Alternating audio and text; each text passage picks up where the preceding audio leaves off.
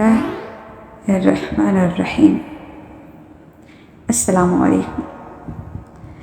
آج کا میرا ٹاپک غدیر خم ہے، یعنی کہ غدیر خم کے بارے میں آج میں آپ لوگوں کو تھوڑے سے انفارمیشن دوں گی۔ 10 ہجری کو حضرت محمد صلی اللہ علیہ وآلہ وسلم نے حج کا ارادہ فرمایا اور تاریخ نویسی کے مطابق 22 فروری 633 عیسوی میں محمد صلی اللہ علیہ وآلہ وسلم مدینہ سے چلے۔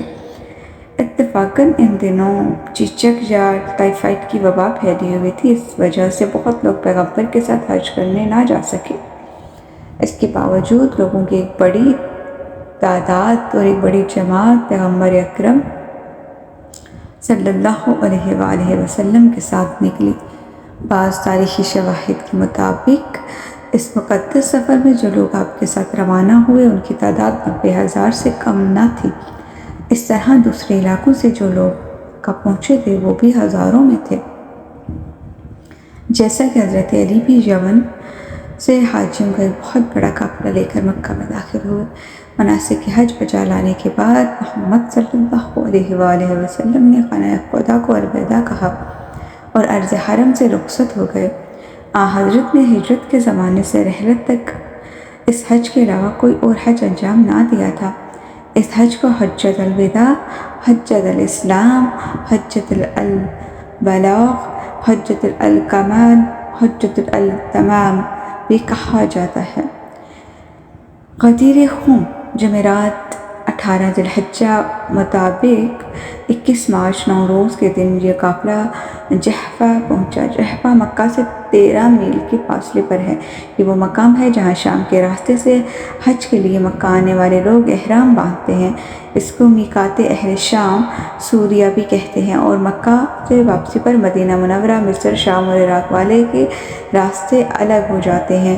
اس کے قریب کوئی 1.5-2 میل کی مسافت پر ایک تالاب ہے اور اس تالاب کو عربی میں غدیر کہتے ہیں، اسی لیے اس کو غدیر کہا جاتا ہے۔ اس کے حوالہ جات جو ہیں وہ میں بتا دوں گی آپ لوگوں کو۔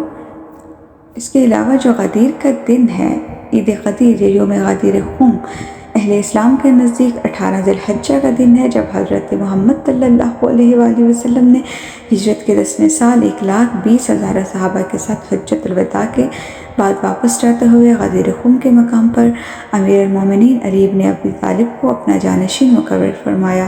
روایت کے مطابق نبی اکرم صلی اللہ علیہ وآلہ وسلم حجۃ الوداع سے فراغت کے بعد واپس تشریف لے جا رہے تھے تو غدیر خم کے مقام پر حکم خداوندی سے وہیں پہ رک گئے اور فرمایا اور تمام 1,20,000 صحابہ سے خطبہ ارشاد فرماتے ہوئے جناب علی بن ابی طالب کی ولایت یعنی کہ جانشینی کا اعلان فرمایا۔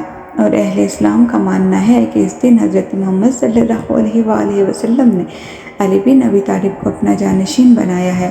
غدیر خم حضرت علی علیہ السلام کی یاد میں منایا جاتا ہے اور نبی اکرم نے ارشاد فرمایا من کنت مولاہ فہذا علی مولا، جس کا میں مولا ہوں اس کا علی مولا ہے۔ اسلام میں عید غدیر کی اہمیت: جس چیز نے واقعہ غدیر کو جاویدانہ قرار دیا اور اس کی حقیقت کو ثابت کیا وہ اس روز کا عید قرار پانا ہے۔ روز عید غدیر شمار ہوتی ہے۔ روز غدیر جو ہے وہ عید شمار ہوتی ہے اور اس کی شب و روز میں عبادت، خشوع و خضوع، جشن و غریبوں کے ساتھ نیکی اور نصف خاندان میں آمد و رفت ہوتی ہے اور مومنین اس جشن میں اچھے کپڑے پہنتے ہیں اور زینت کرتے ہیں۔ جب مومنین ایسے کاموں کی طرف راغب ہوں تو ان کے اسباب کی طرف متوجہ ہو کر اس کے رویوں کی تحقیق کرتے ہیں اور اس واقعے کو نقل کرتے ہیں، اشعار پڑھتے ہیں، جس کی وجہ سے ہر سال جوان نسل کو معلومات میں اضافہ ہوتا ہے اور ہمیشہ اس واقعے کی سند اور اس کے متعلق احادیث پڑھی جاتی ہیں، جس کی بنا پر وہ ہمیشگی بن جاتی ہے۔ عید غدیر سے متعلق 2 طرح کی بحث کی جاتی ہیں۔ بعض دفعہ کہا جاتا ہے کہ یہ عید جو ہے اہل تشیع سے مخصوص ہے، کہ عید صرف شیعوں سے مخصوص نہیں ہے، اگرچہ اس کی نسبت شیعہ کے ساتھ ہے کیونکہ وہ خاص اہتمام کرتے ہیں، لیکن مسلمان جو دیگر مسلمان ہیں، دیگر فرقے ہیں، وہ بھی عید غدیر میں شیعوں کے ساتھ ضرور شریک ہوتے ہیں، اور غیر شیعہ علماء نے بھی اس روز کی فضیلت پیغمبر اکرم صلی اللہ علیہ وآلہ وسلم کی طرف سے حضرت علی کے مقام ولایت پر فائز ہونے کی وجہ سے عید قرار دینے کے سلسلے میں گفتگو کی ہے، کیونکہ یہ دن حضرت علی کے چاہنے والوں کے لیے خوشی و مسرت کا دن ہے، چاہے آپ کو حضرت صلی اللہ علیہ وآلہ وسلم کا بلا فیض خلیفہ مانتے ہوں یا چوتھا خلیفہ مانتے ہوں۔ حضرت امیر المومنین علیہ السلام نے اپنے اشعار میں روز غدیر خم کا ذکر کیا ہے اور اس روز کو عید شمار کیا ہے، کیونکہ اس روز رسول اکرم صلی اللہ علیہ وآلہ وسلم نے اپنا جانشین منصوب کیا اور تمام مخلوقات پر فضیلت دی ہے۔ لفظ مولا کا جو معنی بھی رسول اکرم اس لیے ثابت کرنا ممکن ہو، وہی حضرت علی علیہ السلام کے لیے بھی معین ہے، اور یہ ایک بلند مرتبہ، عظیم منزلت، بلند درجہ رفیع کے مقام ہے جو پیغمبر اکرم صلی اللہ علیہ وآلہ وسلم نے حضرت علی علیہ السلام سے مخصوص کیا، لہٰذا اولیاء الہی کے نزدیک یہ دن عید و مسرت قرار پایا۔ تاریخی کتب سے یہ نتیجہ حاصل ہوتا ہے کہ امت اسلامیہ مشرق و مغرب میں اس دن کے عید ہونے پر متفق ہے۔ مصری، مغربی اور ایرانی و ہند اس روز کی عظمت کے قائل ہیں، اور ان کے نزدیک روز غدیر نماز، دعا، خطبہ و مداح سرائی کے معین دن ہے، اور اس روز کے عید ہونے پر ان لوگوں کا اتفاق ہے۔ ابن خلکان کہتے ہیں کہ پیغمبر اکرم صلی اللہ علیہ وآلہ وسلم نے حجۃ الوداع میں مکہ سے واپسی پر جب غدیر خم میں پہنچے، اپنے اور علی کے درمیان عقدہ ہویت پڑھا اور ان کو اپنے لیے موسیٰ کے نزدیک ہارون کی طرح قرار دیا، فرمایا خدایا جو ان کی ولایت کو قبول کرے اس کو دوست رکھ، اور جو ان کی ولایت کو تحت نہ آئے ان سے دشمنی کر، اس کو دشمن رکھ، اور ان کے ناصروں کی مددگار ہو جاؤ، اور ان کو ذلیل کرنے والوں کو رسوا کر دے۔ اور شیعہ اس روز کا خاص اہمیت دیتے ہیں۔ مسعودی نے ابن اخلاق کی گفتگو کی تائید کی ہے، چنانچہ موصوف کہتے ہیں اولاد علی علیہ السلام اور ان کے شیعہ اس روز کی عید مناتے ہیں۔ شب غدیر کو امت اسلامیہ کے نزدیک مشہور شبوں میں شمار کیا جاتا ہے۔ یہ وہ شب ہے جس کے قلب میں پیغمبر اکرم صلی اللہ علیہ وآلہ وسلم نے غدیر خم میں اونٹوں کی قجاؤں کے ایک منبر پر خطبہ دیا اور فرمایا من کنت مولاہ فہذا علی مولا، اور شیعوں نے اس شب کو محترم شمار کیا اور اس رات میں عبادت و شب بیداری کرتے ہیں۔ عید غدیر کی ابتدائی تاریخ کے اوراق گرانے سے معلوم ہوتا ہے کہ اس عظیم عید کی ابتدا پیغمبر اکرم صلی اللہ علیہ وآلہ وسلم کے زمانے سے ہوئی۔ اس کی شروعات اس وقت ہوئی جب پیغمبر اکرم صلی اللہ علیہ وآلہ وسلم نے غدیر کے صحرا میں خداوند عالم کی جانب سے امام علی علیہ السلام کی امامت و ولایت کے لیے منسوب کیا، جس کی بنا پر اس روز ہر مومن شاد و مسرور ہو گیا اور حضرت علی علیہ السلام کے پاس آ کر مبارکباد پیش کرنے لگا۔ مبارکباد پیش کرنے والوں میں جناب عمر اور ابوبکر بھی شامل تھے، جن کی طرف پہلے اشارہ ہو چکا ہے، اور اس واقعے کو اہم قرار دیتے ہوئے اس مبارکباد کی وجہ سے حسان بن ثابت اور قیس بن سعد بن عباد انصاری وغیرہ نے اس واقعے کو اپنے اشعار میں بیان کیا ہے۔ غدیر کے پیغامات کیا تھے؟ اس زمانے میں بعض افراد غدیر کے پیغامات کو اسلامی معاشرے میں نافذ کرنا چاہتے ہیں، لہذا مناسب ہے کہ اس موضوع کی اچھی طرح تحقیق کی جائے کہ غدیر خم کے پیغامات کیا ہیں۔ کیا اس کے پیغامات رسول اکرم صلی اللہ علیہ وآلہ وسلم کی حیات مبارک اور ان کی وفات کے بعد کے زمانے سے مخصوص ہیں، یا روز قیامت تک ان پر عمل کیا جا سکتا ہے؟ اب ہم یہاں پر غدیر کے پیغام و نکات کی طرف اشارہ کرتے ہیں جن کی یاد دہانی جشن و محفل کے موقع پر کرانا ضروری ہے۔ ہر پیغمبر کے بعد ایک ایسی معصوم شخصیت کا ہونا ضروری ہے جو ان کے راستے کو آگے بڑھائے اور ان کے جو مقاصد ہیں ان کو لوگوں تک پہنچائے، اور کم سے کم دین و شریعت کے ارکان و مجموعے کی پاسداری کرے، جیسا کہ رسول اکرم صلی اللہ علیہ وآلہ وسلم نے اپنے بعد کے لیے ان چیزوں کے لیے جانشین معین کیا۔ اور ہمارے زمانے میں ایسی شخصیت جو ہے وہ حضرت امام مہدی علیہ السلام بھی موجود ہیں، یعنی کہ کوئی زمانہ کسی امام معصوم کے بغیر نہیں چل سکتا۔ بے شک امام مہدی علیہ السلام پردہ غیبت میں ہیں، لیکن وہ ابھی بھی موجود ہیں۔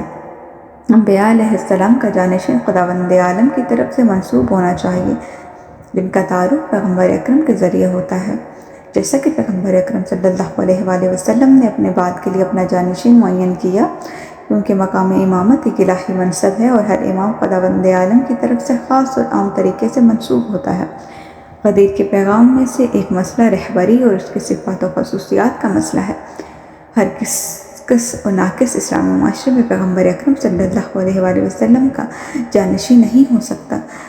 حضرت علی علیہ السلام کی طرح جو بھی ہو، حضرت علی علیہ السلام کی طرح ہو، جو پیغمبر اکرم صلی اللہ علیہ وآلہ وسلم کے راستے پر ہو اور آپ کے احکام و فرمان کو نافذ کرے، نہ کہ آپ کی رحلت کے بعد بہت ساری چیزوں میں چینجنگ لے کے آ جائے۔ لیکن حضرت علی علیہ السلام وہ ہستی ہیں جن کو جب مسلمانوں نے چوتھا منصب بھی دیا، تب بھی انہوں نے سیم ٹو سیم جو بھی چینجنگ ہوئی تھی ان کو ختم کر کے سیم ٹو سیم پیغمبر اکرم کے زمانے کو واپس لے آئے۔ لیکن اگر کوئی ایسا نہ ہوتا تو اس کی بیعت نہیں کرنی چاہیے، لہذا غدیر کا مسئلہ اسلام کا سیاسی مسئلہ ہے۔ چنانچہ ہم یمن میں ملاحظہ کرتے ہیں کہ چوتھی صدی کے وسط سے جشن غدیر کا مسئلہ پیش آیا اور ہر سال عظیم الشان طریقے سے پر یہ جشن منعقد ہوتا رہا، اور مومنین ہر سال اس واقعے کی یاد تازہ کرتے رہے اور نبوی معاشرے میں رہبری کی شرائط سے آشنا ہوتے رہے۔ اگرچہ چند سال سے یہ حکومت کے وقت اس جشن کے اہم فوائد و پیغامات کی بنا پر اس میں آڑے آنے لگی، یہاں تک کہ ہر سال اس جشن کو منعقد کرنے کے اصرار کی وجہ سے چند لوگ قتل ہو جاتے، لیکن پھر بھی مومنین اسلامی معاشرے میں اس جشن کی برکتوں و فوائد کی وجہ سے اس کو منعقد کرتے رہتے ہیں۔ غدیر ایک ہمیشگی پیغام یہ ہے کہ پیغمبر اکرم صلی اللہ علیہ وآلہ وسلم کے بعد اسلامی معاشرے کا رہبر و نمونہ حضرت علی علیہ السلام یا ان جیسے ائمہ معصومین میں سے ہو۔ حضرت اہم و ولایت اور حاکمیت رکھتے ہیں، لہٰذا ہمیں ان حضرات کی ولایت کو قبول کرتے ہوئے ان کی برکات سے فیض یاب ہونا چاہیے۔ 18 ذی الحجہ جو کہ عید غدیر کا دن ہے، اور یہ عید خداوند تعالیٰ اور آل محمد صلی اللہ علیہ وآلہ وسلم کی عظیم ترین عیدوں میں سے ہے۔ ہر پیغمبر نے اس دن عید منائی اور ہر نبی نے اس دن کی شان و عظمت کے قائل رہا ہے۔ آسمانوں میں اس عید کا نام یوم الاحد الموعود ہے اور زمین میں اس کا نام عید غدیر ہے۔ اور ایک روایت کے مطابق امام جعفر صادق علیہ السلام سے پوچھا گیا کہ جمعہ، عید الفطر اور عید القربان کے علاوہ بھی مسلمانوں کی کوئی عید ہے؟ تو امام نے فرمایا ہاں، ان کے علاوہ بھی ایک عید ہے اور وہ بڑی عظمت و شرفت کی حامل ہے۔ راوی نے عرض کی وہ کون سی عید ہے؟ امام نے فرمایا یہ عید اس دن منائی جاتی ہے جس دن رسول اکرم صلی اللہ علیہ وآلہ وسلم نے علی بن ابی طالب کا تعارف اپنے خلیفہ کے طور پہ کرایا۔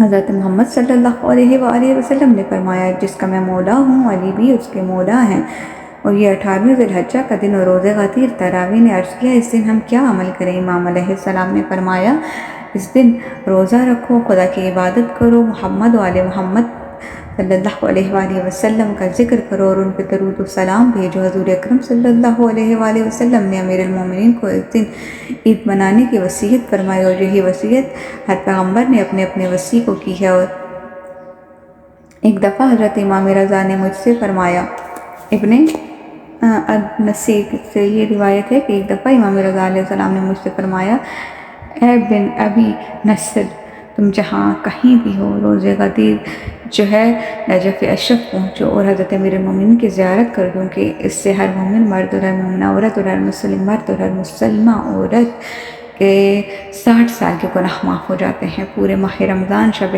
قدر اور عید الفطر میں جتنے انسان جہنم کی آگ سے آزاد کیے جاتے ہیں، اس ایک دن میں ان سے دگنے افراد جہنم سے آزاد کیے جاتے ہیں۔ غدیر کے دن اپنے مومن بھائی کو 1 درہم دینے کا ثواب دوسرے دنوں میں 1000 درہم دینے کے برابر ہے۔ پس عید غدیر کے دن اپنے برادر مومن کے ساتھ احسان و نیکی کرو۔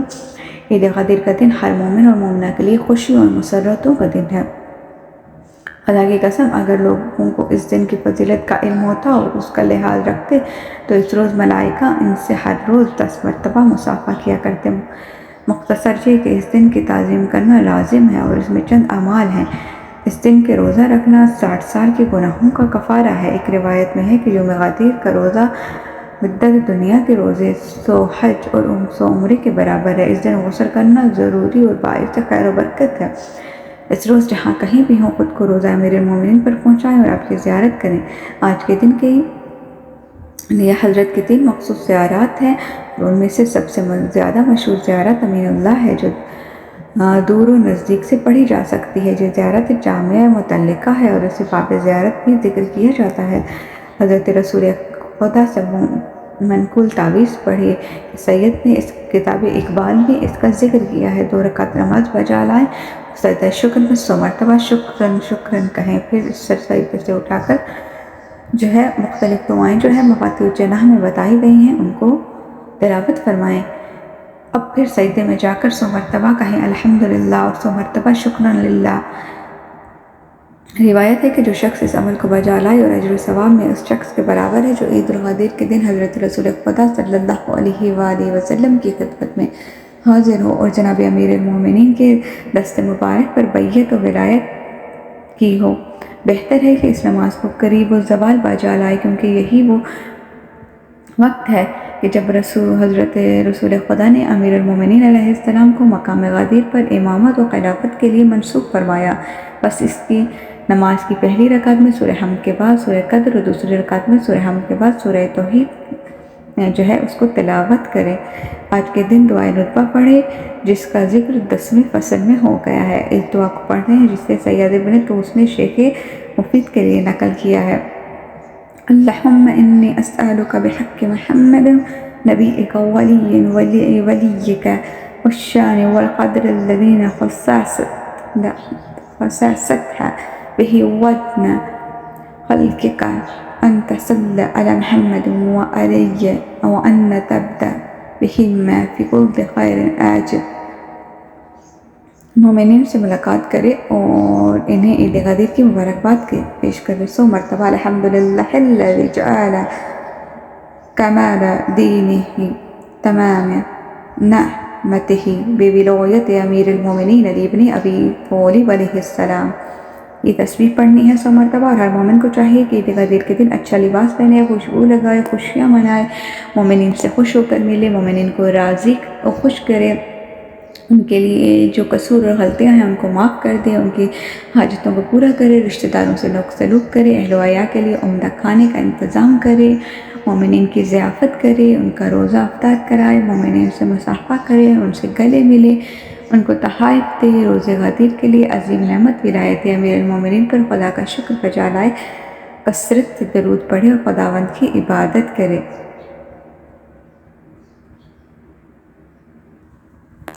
عید غدیر کا دن باقی پیغمبروں کے لیے کیوں اہمیت رکھتا ہے؟ خلاصہ یہ ہے کہ اس عزت و شرف والے دن کی فضیلت کا بیان ہماری استطاعت سے باہر ہے، لیکن عید غدیر شیعوں کے اعمال قبول ہونے اور ان کے غم دور ہونے کا دن ہے۔ عید غدیر کے دن حضرت موسیٰ کو جادوگروں پر غلبہ حاصل ہوا۔ عید غدیر کا ہی دن تھا جب حضرت ابراہیم کے لیے آگ وہ گلزار بنی۔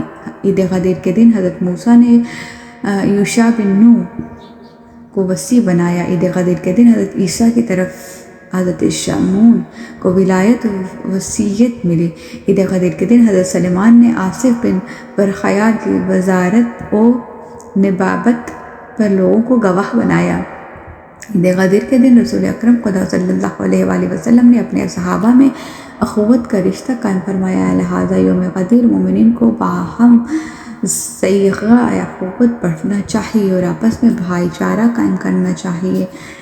عید غدیر کے دن جب رسول اکرم صلی اللہ علیہ وآلہ وسلم نے مولا علی کی ولایت کا اقرار سب سے لے لیا تو وہاں پہ 3 دن تک رکے رہے، اور 3 دن تک ہر بندے نے جو وہاں پہ موجود تھا امام علی علیہ السلام کے ہاتھ پہ آ کے بیعت کی، اور جو عورتیں تھیں تو ان کے لیے خیمے لگائے گئے، اور وہ خیمے کے اندر ایک خیمے میں امام علی اور ایک خیمے میں وہ عورت بیٹھتی تھی، اور بیچ میں ایک پانی سے بھرا تھال رکھا جاتا تھا کہ جس کے تھال میں وہ عورت پانی میں ہاتھ رکھ کے امام علی کی ولایت کا اقرار کرتی تھی، یعنی کہ مرد حضرات نے امام علی علیہ السلام کے ہاتھ پہ ہاتھ رکھا، اور عورت نے پانی میں سائے جب حضرت علی کے ہاتھ کا پڑتا تھا تو اس سائے پہ ہاتھ رکھ کے امام علی کی ولایت کا اقرار کیا، اور اس طرح 3 دن یہ کام وہ چلتا رہا۔ اور اس کے بعد جو ہے یہ عید غدیر کا دن تمام مومنین کے لیے عید کا دن منایا جاتا ہے۔ عید غدیر کا ٹاپک جتنا تفصیلی ہے، اس پہ جتنی زیادہ میں بیان کرتی جاؤں کم ہے۔ انشاءاللہ نیکسٹ ٹائم اور بھی اس کے بارے میں انفارمیشن میں لے کے آؤں گی، لیکن ابھی کے لیے اتنا کافی ہے۔ اپنی دعاؤں میں یاد رکھیے گا، میرے چینل کو سبسکرائب کریں، لائک کریں، کامنٹ کریں اور بیل آئیکن کو دبا دیں۔ مزید اسلامی واقعات کے لیے اس چینل پہ بنے رہیں۔ شکریہ۔